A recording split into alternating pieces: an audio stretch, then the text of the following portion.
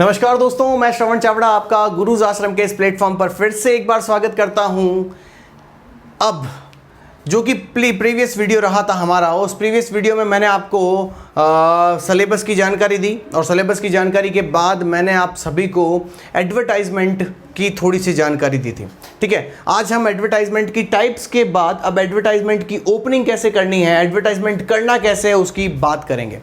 तो दोस्तों, ये बताने से पहले मैं पहले ही बता चुका हूं कि advertisement matrimonials, situation, accommodation, educational और चेंजिंग नेम यानी अदर्स वाले टॉपिक इसमें आते हैं। अब मैं बताने जा रहा हूं आपको कि इनकी स्टार्टिंग कैसे करते हैं, लेकिन इनकी स्टार्टिंग से पहले हमें यह समझना जरूरी है कि इनको किस तरीके से एक पेपर पर लिखा जाता है। थोड़ा सा सब्र रखिएगा, मैं आपको बताता हूं फॉर्मेट।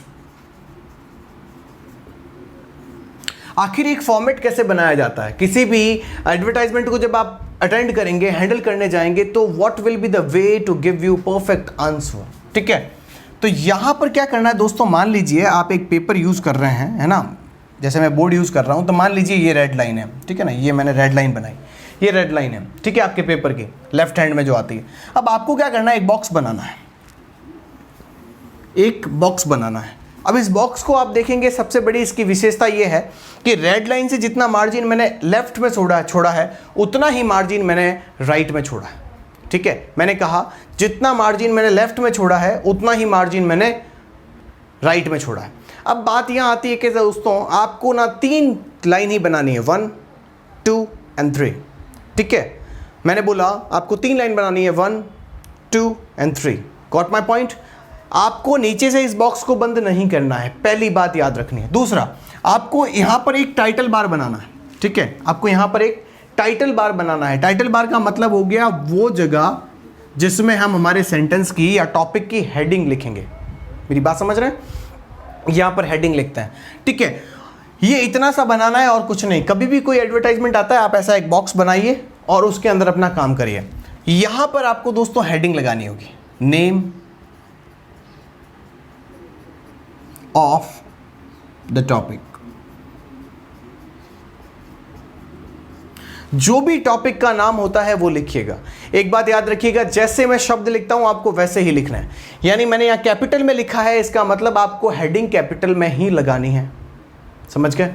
उसके बाद जब भी आप टॉपिक की शुरुआत करते हैं, ठीक है, वो शुरुआत मैं आपको यहां पर बताऊंगा कि मैट्रिमोनियल्स की शुरुआत कैसे की जाती है, सिचुएशन की शुरुआत कैसे की जाती है, अकोमोडेशन की शुरुआत कैसे होती है, एजुकेशनल की कैसे होती है, और चेंजिंग नेम एक पूरा फॉर्मेट ही है, उसकी शुरुआत बताने की जरूरत नहीं है। तो ये फॉर्मेट है। अब फॉर्मेट में क्या करना है वो मैं आपको आगे बताऊंगा। मान लीजिए आपने यहां से शुरुआत की। हर एक एडवर्टाइजमेंट की फिक्स्ड स्टार्टिंग है। मैंने कहा हर एक एडवर्टाइजमेंट की फिक्स्ड स्टार्टिंग है, बिल्कुल फिक्स स्टार्टिंग होगी। ठीक है, तो वो मैं फिक्स स्टार्टिंग यहां से लगाकर आपको लगभग डेड लाइन तक, यहां तक आपको क्या करना है, फिक्स स्टार्टिंग लिखनी है। वो मैं लिखवाऊंगा कौन सी लाइन है कौन सी नहीं है। इसके बाद आपको क्वेश्चन के अकॉर्डिंग पूरा का पूरा टॉपिक लिखना होगा। ठीक है, सपोज कीजिए कि ये आपके, अब ये जो मैं डैश डैश कर रहा हूँ, ये मान लीजिए कि आप जिस चीज़ की एडवर्टाइजमेंट दे रहे हैं उसकी क्वालिटीज़ लिख रहे हैं। मान लीजिए आपको कार बेचनी है, आपको घर रेंट पर देना है, तो उस घर में क्या क्या बना है, उस कार की मॉडल नंबर क्या है, उस कार का कलर कैसा है। ठीक है, आपको कोई चीज़ खरीदनी है तो आपको क्या क्या चाहिए, कैसे कलर की चाहिए, कितनी पुरानी होनी चाहिए, क्या क्या फीचर्स उसमें होने चाहिए, ये सब बातें आपको यहाँ लिखनी है। समझ गए मेरी बात। ठीक है, जैसे ही मान लीजिए कि आपने वो सब कुछ लिख दिया, ठीक है, मान लीजिए ये आपका एडवर्टाइजमेंट कंप्लीट हो गया है। अब आप क्या करेंगे, एक लाइन छोड़ेंगे, एक लाइन जो है उसे आप क्या कर देंगे, छोड़ देंगे। ठीक है, और उसके बाद लिखेंगे कॉन्टैक्ट। कॉन्टैक्ट में अपना एड्रेस दें। कॉन्टैक्ट में आप अपना एड्रेस दें। जैसे मैंने लिखा AB ब्लॉक, पावटा,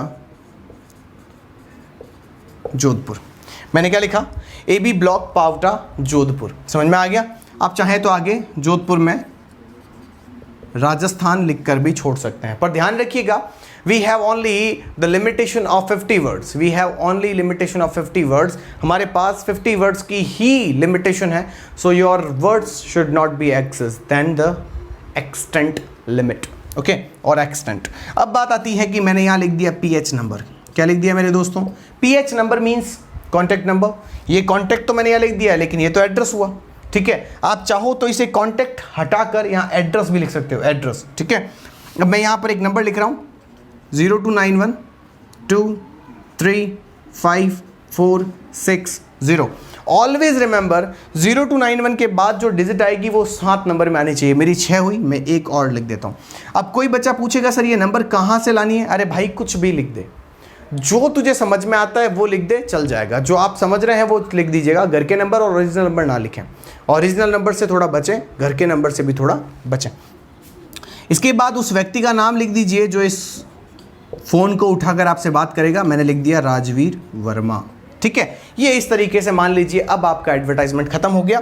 अब इसे आप नीचे से बंद कर सकते हैं, ठीक है। अब आप इसको बंद कर सकते हैं। In this way you can make your advertisement.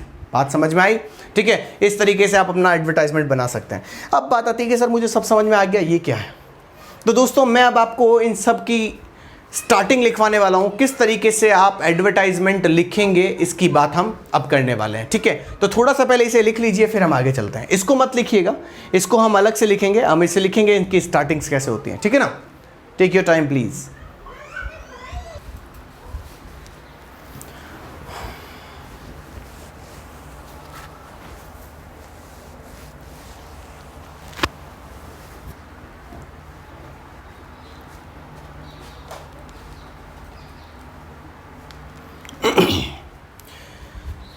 तुमसे मिले दिल में उठा दर्द करारा, जीने लगा वो ही जिसे इश्क ने मारा। तो उम्मीद है दोस्तों आपने ये लिख लिया होगा। आप इसे आराम से लिख लीजिए या फिर आप वीडियो पॉज कर लीजिए या स्क्रीनशॉट ले लीजिए ताकि हम आगे बढ़ सकें, ठीक है। अब बात करते हैं हम कि किस तरीके से हम इसको आगे बढ़ाएंगे, ठीक है। तो इसे आप एक बार लिख लिया होगा, मैं उम्मीद करता हूँ, ठीक है। इस फॉर्मेट को हटा देते हैं। चलिए अब बात करेंगे सारे के सारे टॉपिक्स के स्टार्टिंग किस तरीके से करनी है वो हम समझेंगे, ठीक है ना। चलिए दोस्तों, तो यहां से हम अब करेंगे स्टार्टिंग, किस तरीके से हमें ये सब कुछ लिखना है उसकी स्टार्टिंग करते हैं। तो जैसे कि मैंने कहा अब आपको मैट्रिमोनियल्स, सिचुएशन, अकोमोडेशन, एजुकेशनल और चेंजिंग नेम की स्टार्टिंग बता देता हूं। मैंने अभी आपको एक फॉर्मेट बना के बताया, उस फॉर्मेट को किस तरीके से फिल करना है वो मैंने आपको बता दिया है। अब जो मैंने आपको अंडरलाइन करवा के बताया था ना डेडलाइन वाला, ठीक है, वो डेडलाइन का जो अंडरलाइन किया था वो मैं यहाँ की स्टार्टिंग लिख रहा हूँ। आप जब भी आपको क्वेश्चन में मैट्रिमोनियल, सिचुएशन, अकोमोडेशन, एजुकेशनल या चेंजिंग नेम दिखता है तो वो ये जो मैं लाइन लिखवाने वाला हूँ उसी लाइन से आपको टॉपिक स्टार्ट करना है, ठीक है ना। चाहे वो लड़का हो, चाहे लड़की हो, चाहे कैसा भी क्वेश्चन हो। मैट्रिमोनियल्स में ध्यान रखिएगा दोस्तों, सबसे पहली बात तो ये है कि मैट्रिमोनियल्स होता क्या है। तो अगर मैं मैट्रिमोनियल्स की बात करने लगूँ तो मैट्रिमोनियल्स का मतलब होता है वैवाहिक, या आप वैवाहिक कहें ज़्यादा अच्छा लगेगा, वैवाहिक, ठीक है। वैवाहिक जिसमें विवाह किए जाते हो, ठीक है, जो विवाह से संबंधित हो। सिचुएशन का मतलब होता है किसी प्रकार का पद खाली होना, पद का होना। पद का मतलब कोई जॉब होती ना, वो जॉब है, ठीक है ना। किसी कंपनी में पद खाली है तो उसके लिए कैंडिडेट चाहिए।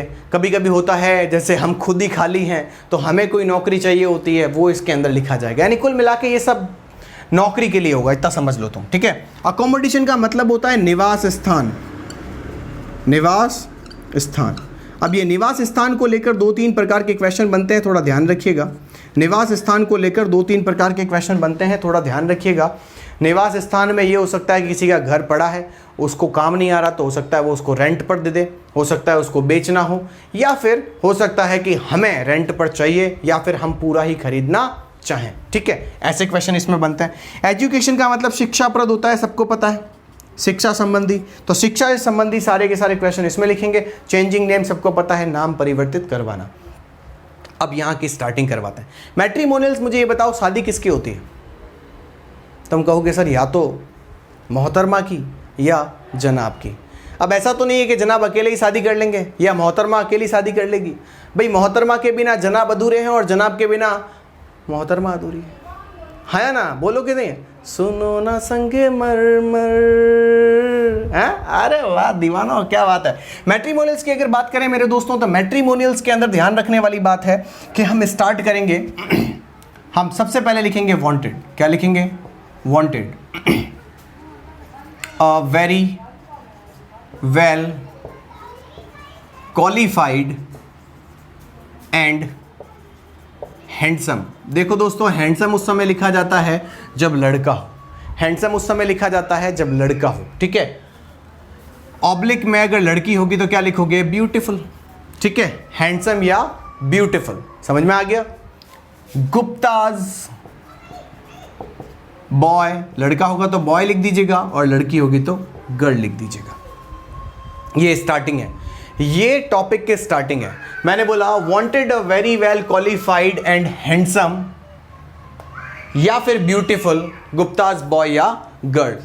गुप्ताओं का जो है, हमें एक लड़का या लड़की है जो कि बहुत पढ़े लिखे हैं और बहुत हैंडसम या ब्यूटीफुल लड़की है, ठीक है। उसके लिए हमें लड़का या लड़की चाहिए, ठीक है।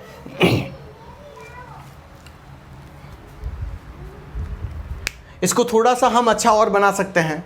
Wanted a perfect match for a very well. Wanted a perfect match, इसमें छोटी सी एक बात जोड़ दीजिएगा, परफेक्ट मैच। ये शब्द आराम से लिख लीजिएगा यहां पर, ठीक है ना। Wanted a perfect match for, एक फॉर लिख दीजिएगा, for a very well qualified and handsome beautiful Gupta's boy या गर्ल। इस तरीके से आप इसे लिख सकते हैं, ठीक है। उसके बाद आप क्या करेंगे? सिचुएशन की अगर बात करें तो आप ध्यान रखिएगा, मैंने ये स्टार्टिंग बताई है, ये स्टार्टिंग पॉइंट्स हैं। स्टार्टिंग पॉइंट के बाद मैं आपको पूरे पॉइंट्स बताऊंगा डिटेल में, वो कैसे करना है वो हम बात करेंगे। अभी क्या इसकी स्टार्टिंग हुई? Wanted a perfect match for a very well qualified and handsome. लड़का होगा तो हैंडसम कर देंगे और लड़की होगी तो qualified and beautiful. Gupta's boy होगा तो बॉय, गर्ल होगी तो गर्ल। समझ गए ना मेरी बात, ठीक है। अब क्या करना है इसके बाद? द गर्ल इज, या फिर लड़का है तो लड़का, लड़की है तो लड़की, बॉय भी कर सकते हैं, बॉय इज। इसके बाद हमें हमारा क्वेश्चन स्टार्ट कर देना है। जो मैंने डैश डैश किया था ना, वो भी तुम्हें टेंशन लेने की जरूरत नहीं। अभी एक बहुत बड़ी टेबल बनवाने वाला हूं, उसमें से उठा उठा के सब कुछ लिखना है, ठीक है। एक बार समझ लो, बाकी सब काम आराम से हो जाएगा। सिचुएशन की बात कर लेते हैं, तो इसमें भी लिखेंगे वांटेड। अब मुझे एक बात बताओ, अगर किसी कंपनी में किसी व्यक्ति की जरूरत है तो वो इंसान किसको लेगा? कंपनी का मालिक किसको लेगा? किसी टॉम डिक एंड हैरी को ले लेगा? तुम कहोगे sir Tom Dick and Harry तो मूवी थी। अरे टॉम डिक एंड हैरी जो थी मूवी तो थी, लेकिन उसका मतलब होता है एरा गैरा नथु गैरा। अब मुझे ये बताओ, किसी एरे गेरे नथु गैरे को तो कोई अपनी कंपनी में नहीं लेगा। जिसको ढंग से बोलना नहीं आता, थपकी ऐसे करने वाले को कौन कंपनी में रखेगा मेरे भाई, ठीक है। प्लीज़ दिल पे मत लीजिएगा, लेकिन मैंने सिर्फ एक एग्जांपल दिया है, ठीक है ना।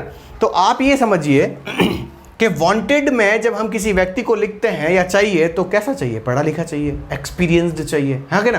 तो मैं क्या बोलूँगा? Wanted a very well qualified and experienced, qualified and experienced candidate for the post of। अब ये पोस्ट किस चीज की है वो डिपेंड करती है किस चीज की पोस्ट के लिए आप उसे यहां पर रख रहे हैं। For example, for the post of the manager, manager में एम बड़ा रखिएगा, मैनेजर, टीचर, किसकी पोस्ट है, ठीक है ना। Manager, teacher, stenographer, receptionist, ETC, कोई भी पोस्ट हो सकती है। क्लर्क भी लिख लीजिए, सॉरी क्लर्क, ठीक है। और भी कोई पोस्ट हो तो यहां लिख दीजिएगा। इसके बाद जो भी आएगा वो मैंने बोला ना कि मैं अभी एक टेबल बनवाने वाला हूं, वो हम लिखेंगे, ठीक है। इसके बाद आता है अकोमोडेशन। दोस्तों अकोमोडेशन का मतलब क्या होता है? अकोमोडेशन मीन्स निवास। अब मुझे एक बात बताओ, अब मुझे एक बात बताओ कि मैंने अभी बताया था आपके पास अगर एक्स्ट्रा घर है तो आप उसका क्या करेंगे, जो आपके काम ही नहीं आ रहा है? या तो आप उसे रेंट पर दे देंगे या फिर आपको पैसों की नीड है तो आप उसे बेच देंगे। हो सकता है उल्टा कर लो, अब हमारे पास पैसे हैं लेकिन घर नहीं है तो हम या तो उसको रेंट पर ले लेंगे और या फिर हम उसे खरीद लेंगे। दो ही क्वेश्चन होता है। तो अब देखो क्या करेंगे। जैसे मान लीजिए वांटेड से शुरू करते हैं, यानी कि अब हमें चाहिए घर, तो मैं वांटेड से स्टार्ट कर लेता हूँ। Wanted a very well equipped, sorry equipped में एक ई पी आता है, इक्विप्ड एंड न्यूली कंस्ट्रक्टेड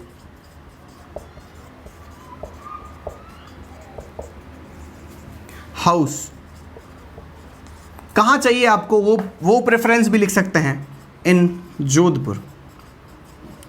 अगर आपको जोधपुर के अंदर किसी पर्टिकुलर स्थान पर चाहिए तो वो भी लिख सकते हैं, वो तो पेपर के क्वेश्चन पर डिपेंड करता है कि हम चाहते क्या है। ठीक है, ठीक है, इन जोधपुर। और इसके आगे क्या आएगा वो हम बाद में देख लेंगे।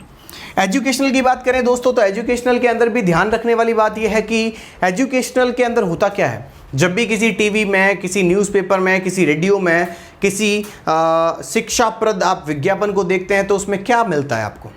सबसे पहले उसका नाम मिलेगा, उसके बाद उसके अंदर वो क्या करने वाले हैं, क्या देने वाले हैं, क्या ऑफर है, कौन सी क्लासेस हैं, उनकी बात वो करते हैं। ठीक है, तो इसके अंदर स्टार्टिंग आप ये करेंगे, we are going to introduced.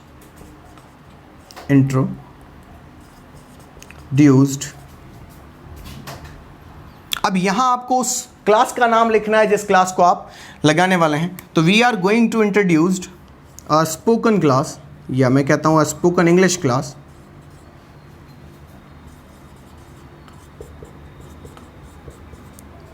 हो सकता है किसी को डांस क्लास लगानी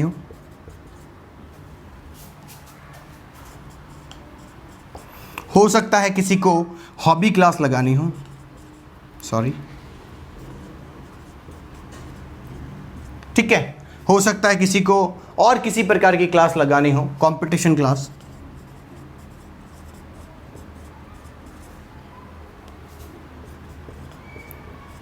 ठीक है, in this summer vacation, summer vacation next month आप अपने हिसाब से लिख सकते हैं। और आगे क्या आएगा वो मैं आपको सब बता दूंगा। अब बात आती है last and final, changing name. भाई चेंजिंग नेम क्यों किया जाता है? किसी के दिमाग में आ सकता है नाम चेंज करने की क्या जरूरत पड़ती है? भाई चेंजिंग नेम के बहुत सारे लफड़े हैं। सबसे पहले तो फैमिली डिस्प्यूट हो सकता है, जब हम बंटवारा करते हैं घर का तो उस कंडीशन में भी हम हो सकता है हमें थोड़ा सा चेंजिंग नेम का चाहिए होता है।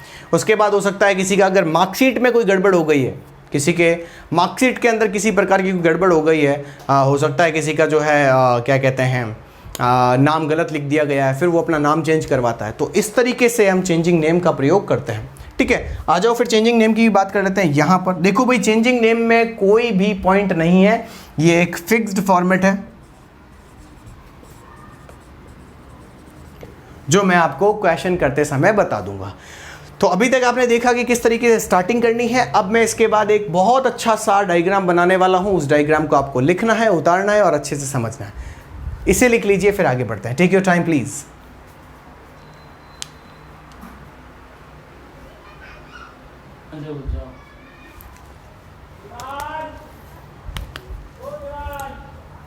तुमसे मिलने की तमन्ना है, प्यार का इरादा है और एक वादा है जानम। दोस्तों बहुत म्यूजिकल फंक्शन होने वाला है। हनीमून पैकेज लाया हूँ आपके लिए। बहुत हंसते हंसते, खुश रहते हुए, मुस्कुराते हुए और मस्ती काटते हुए पढ़ेंगे।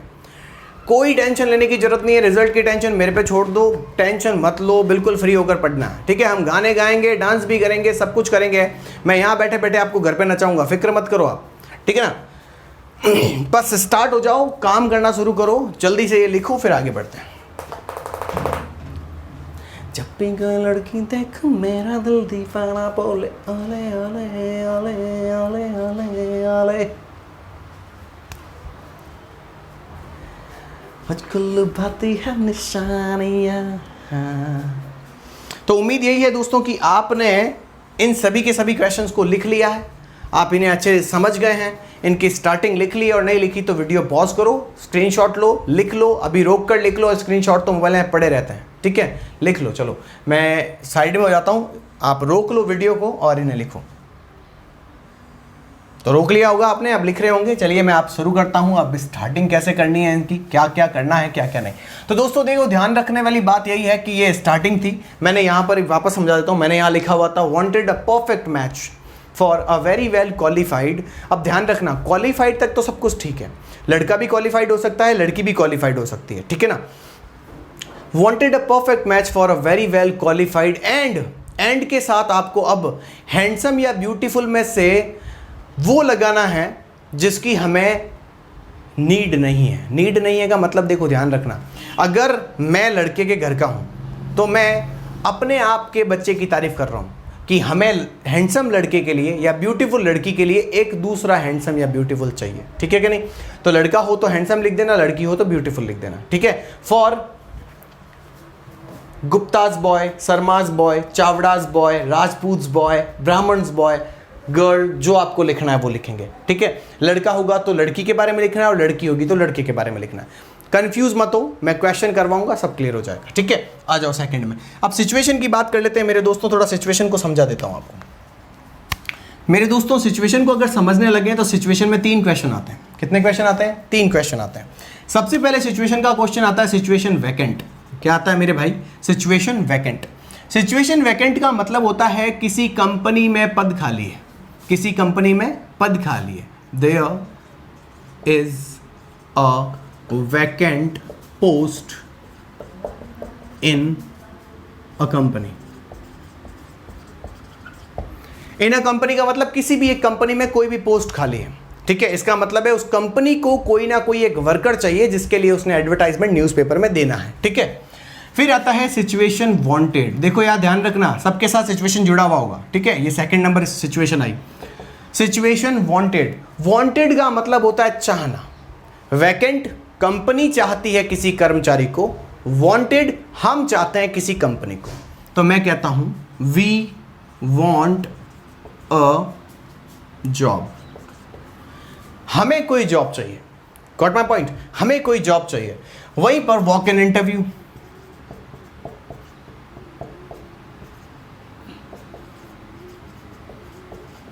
वॉक इन इंटरव्यू का मतलब क्या होता है? देखो दोस्त, वॉक इन इंटरव्यू और सिचुएशन वैकेंट में कोई फर्क नहीं है। वॉक इन इंटरव्यू और सिचुएशन वैकेंट में कोई फर्क नहीं है सिवाय एक फर्क के कि सिचुएशन वैकेंट जो होती है उसमें अनलिमिटेड टाइम के लिए किसी इंसान को कंपनी में रखा जाता है, उसमें अनलिमिटेड टाइम के लिए किसी इंसान को रखा जाता है। वहीं पर वॉक इन इंटरव्यू जो होता है ना वो सेम होता है। There is a vacant post, there is a vacant post in a company, यहाँ लिख रहा हूं, for a specific time। Specific time का कहने का मतलब यह है कि यह निश्चित समय के लिए ही वैकेंट होती है। इसका मतलब ये है, मैं आपको उससे एक उदाहरण देता हूँ। मान लीजिए किसी हॉस्पिटल में किसी नर्स की ज़रूरत है, ठीक है, लेकिन उस हॉस्पिटल में पहले की जो नर्स जो काम कर रही थी वो 6 महीने के लिए या साल भर के लिए उस काम को छोड़कर चली गई है। वो उस हॉस्पिटल की एक बहुत ही रेप्यूटेड नर्स है जिसका पोस्ट सिर्फ 6 महीने या 1 साल के लिए खाली हुआ है। अब सिर्फ 1 साल के लिए किसी दूसरे व्यक्ति को उस पोस्ट पर लगाया जाएगा। जैसे ही वो व्यक्ति लगता है तो उसको कहा जाता है, कहने की जरूरत नहीं है, आपका एडवर्टाइजमेंट इस नाम से आता है, वॉक इन इंटरव्यू। तो उस व्यक्ति को ये पता होता है कि मुझे किसी पर्टिकुलर समय के लिए लगना है। तो क्या होता है, जैसे ही वो नर्स वापस आ जाएगी तो इन भाई साहब को इस कंपनी से उठाकर बाहर कर दिया जाएगा। इसमें कोई घबराने की, चिंता करने की, नाराज होने की, उल्टी करने की, दस्त करने की कोई भी ज़रूरत नहीं है, क्योंकि वॉक इन इंटरव्यू का मतलब ही होता है 5-6 महीने, साल भर, 2 साल फिक्स समय के लिए किसी इंसान को कंपनी में रखना। तो वैकेंट का मतलब कंपनी में चाहिए कोई बंदा, वॉक इन इंटरव्यू में भी कंपनी में चाहिए कोई बंदा। लेकिन इसमें समय फिक्स नहीं होता, इसमें समय फिक्स होता है। फिर आता है वांटेड। वांटेड में ध्यान रखिए, एक इंसान जो पढ़ लिख गया है, उसकी काम पूरा हो चुका है, उसकी पढ़ाई पूरी हो चुकी है मेरे कहने का मतलब है, और वो किसी काम की तलाश में, तो वो अपना एडवर्टाइजमेंट न्यूज़पेपर में दे सकता है, उसे हम वांटेड कहते हैं। समझ में आ गई होगी, ये लिख लीजिएगा, ठीक है ना। अब बात आती है अकोमोडेशन। दोस्तों अकोमोडेशन का मतलब सिर्फ इतना है कि या तो हमें कोई इंसान कोई घर जो है वो चाहिए, हम रेंट पर लेना चाहते हैं, या फिर उसे हम खरीदना चाहते हैं, ठीक है। ये अलग अलग सिचुएशन है। तो अकोमोडेशन का मतलब निवास होता है। Wanted very very equipped, very well equipped भी कह सकते हैं आप, या वेरी इक्विप्ड, वेरी वेल लिख दीजिए, यहाँ पर वेल वर्ड का यूज़ करना पड़ेगा। Very well equipped and newly constructed house in Jodhpur. अब आपको चाहिए तो आप ऐसे लिखेंगे, अगर आपको बेचना है तो एक शब्द बदल जाएगा, सीधा यहाँ से वांटेड हटा देंगे और यहाँ से लिखेंगे a very well equipped and newly constructed house is available. ये मैं क्वेश्चन जब करवाएंगे तब आपको बताऊंगा, आसानी से समझ में आएगा। एजुकेशनल की बात करें तो एजुकेशनल में हमें एक ही होता है, सब अपना प्रमोशन करना चाहते हैं तो क्या हो जाएगा, we are going to introduce a new class. जो भी क्लास है कब लॉन्च कर रहे हैं वो बताना है, और फिर बैच की डिटेल देनी है। ये सब कुछ फिक्स है, ठीक है दोस्तों। तो अब आप इन्हें लिख लीजिए। नेक्स्ट वीडियो में मिलते हैं, जिसमें मैं आपको करवाने वाला हूँ पूरा का पूरा आपका एडवर्टाइजमेंट का, ये पूरा का पूरा टॉपिक पूरा करवा दूंगा वहाँ पे, ठीक है। तो अब मैंने आपको इससे पहले बताया था एक न्यूज़ जो लास्ट बार मैं आपको वापस दे रहा हूँ कि हमारे इस प्लेटफॉर्म पर अब हम 90% डील कर रहे हैं डिस्काउंट की। ये आप लिख लीजिएगा, इसका स्क्रीनशॉट ले लीजिए, ठीक है। तो अब मैं आपको बता देता हूं कि गुरुज आश्रम के इस प्लेटफॉर्म पर अब आपको क्या मिलने वाला है। तो आपके लिए वो धमाका है, आपके लिए एक बहुत बड़ी चीज़ है, ठीक है, जो कि शायद ही आपको स्कूल बेस्ड लेवल पर ऐसा कोई डिस्काउंट मिलता होगा, ठीक है। तो उसके लिए बात कर लेते हैं थोड़ी सी। दोस्तों हम यहाँ पर 90% डिस्काउंट, 90% डिस्काउंट अवेलेबल करवा रहे हैं सभी के सभी ऑनलाइन बैचेस पर। ऑनलाइन के जो भी बैचेस हैं जिन सब पर हम आपको 90% डिस्काउंट दे रहे हैं, जितने भी 10th एंड 12th के बैचेस होते हैं, 10th एंड 12th के जितने भी क्लासेस हैं, चाहे वो इंग्लिश का बैच हो, चाहे वो मैथ्स का बैच हो, चाहे वो साइंस का बैच हो, ठीक है। 12th की अगर बात करें तो चाहे वो केमिस्ट्री का बैच हो, ठीक है, चाहे वो फिजिक्स का बैच हो, ठीक है, चाहे वो बायोलॉजी का बैच हो, किसी भी बैच में दोस्तों 90% डिस्काउंट के साथ हम ऑनलाइन बैच दे रहे हैं, जिसमें आपको लाइव क्लासेस के साथ साथ, लाइव क्लास तो मिलेगी, उसके साथ साथ रिकॉर्डेड वीडियोस भी मिलेंगे, पूरे साल भर की वैलिडिटी होगी। अब थोड़ा बता देता हूं कि जो भी बैचेस लगभग आपको मार्केट में 5,000 से 6,000 की रेंज में मिल रहे हैं, वो दोस्तों 90% डिस्काउंट के साथ आपको, और 90% से भी ज़्यादा 499 रुपये में, और 6,000 का जो बैच होगा उसको हम 599 रुपये में आप तक पहुंचा रहे हैं, पूरे साल भर की वैलिडिटी के साथ, जिसमें पूरी की पूरी वैलिडिटी आपकी है। आप इसे किसी भी तरीके से यूज़ करें, अपने दोस्तों तक ये बात जरूर फैलाएं। और गुरुज आश्रम ये ऑफ़र आपको 1 सितंबर से अवेलेबल करवाएगा, बहुत ही लिमिटेड टाइम के लिए, बहुत ही लिमिटेड टाइम के लिए ये बैचेस होंगे, और मैं उम्मीद करता हूं कि आपको ये पसंद आएगा। इसे आप शुरू करिए और ये बात अपने दोस्तों तक, अपने रिलेटिव्स तक, अपने सारे के जान पहचान के लोगों तक जरूर पहुंचाएं। एप्लीकेशन आपको गुरुज आश्रम प्ले स्टोर से डाउनलोड करना है। इस एप्लीकेशन को, ये एक एप्लीकेशन है जिसको आप प्ले स्टोर से डाउनलोड करेंगे, ठीक है ना।